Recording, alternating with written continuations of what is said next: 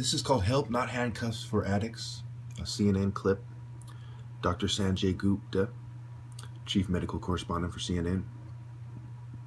Now, I want to point out that I'm not talking about psych meds, though sometimes painkillers are prescribed for psychiatric conditions. It's a long story. It's not that common, but okay.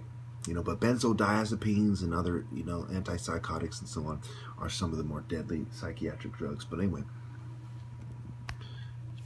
for those of you who've been watching my videos for a while, you know that I've waged war on the pharmaceutical industry, and I've made claims time and time again that one of the leading causes of death in many places is prescription pills, psych pills, painkillers, etc. Opiate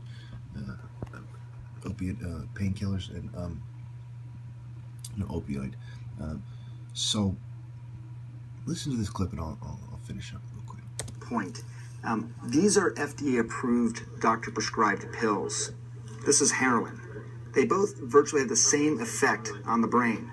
The most typical course is someone starts with pills like this, they get cut off, they turn to heroin, which is an illegal drug, but it works fast. It gets you high, and it is very, very cheap. We now know that 80% of heroin users started off with pills like these. Now, I don't think you people truly understand this. Okay? When we talk about gateway drugs, what is the worst gateway drug of all? It is prescription drugs. How many people are addicted to painkillers and psych meds and so on? And where does it, lead them to? So you have people dying from, painkillers, and then you have people dying from heroin addiction. So the effect of the pharmaceutical industry on our lives is vastly understated. Tragically understated. Some of you will see the RT clips I've shown you and you'll say, well, how could they kill 500,000 people a year? It's because when you truly do the math, there are more than 500,000 deaths from psychiatric medications. There are perhaps 1 million plus deaths from pharmaceutical drugs. Painkillers probably kill more people than psych meds. It's a hard call. But once you combine them, what excuse does the government have for not regulating the pharmaceutical sector? I would make the argument that the pharmaceutical sector does not produce better drugs for 2 reasons. One, profitability. They want return customers. That's why they don't want to tell the truth about mental illness. They want you on their very expensive psychiatric medications for life. 2, population control / eugenics / Satanism. Society has a very, very sad problem with their inability to admit that the people in charge are satanic. Not only do they want population control the way they want it, eugenics and the way they apply it, wars, abortion, etc., these are satanic things.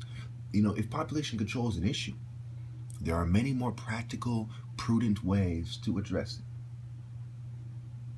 But they don't want to do it that way because they are evil. And a lot of you don't understand this. You're just not going to understand this. It's very hard for many people who are brainwashed to think that, that society can't be that bad, that rich people are just greedy and so on and so forth. These people are evil.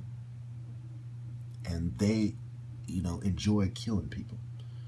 Think about the old saying, to make a killing in business. They enjoy killing and making money and feeling powerful. If you look into the occult, I know a lot of you are turned off by this, and it's very sad that you are. You're turned off by the idea that this is how it is.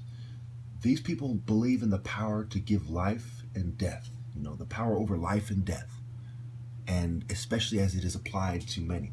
If they cannot have the power to bring you back to life and so on, they want to have the power to be able to save you or allow you to die.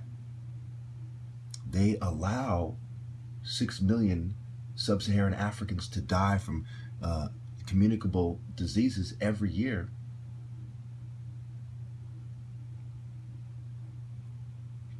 because if they feel empowered doing so.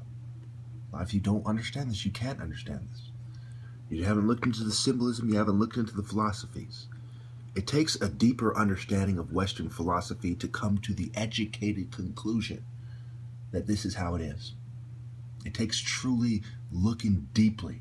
It's not just a college course in philosophy is not going to do it. You have to dig deeply and truly see who these people are. Plato, Socrates, Aristotle, truly see who they are, what they believed. Truly look into ancient Greek philosophy. Look into Plato and eugenics. Truly look into what these people really believed and how it lines up with the beliefs of Satanism. And Satanism in its extreme form, which are the people in charge, especially, believe in killing people to achieve their goals. They believe in selfishness, and anything that gives them a kick, including murder, is okay with them. They're okay with killing people if it makes them feel good, if it makes them feel powerful, if they achieve their goals. Well, if you don't understand this, I could go on about it, but I'm going to end this right here.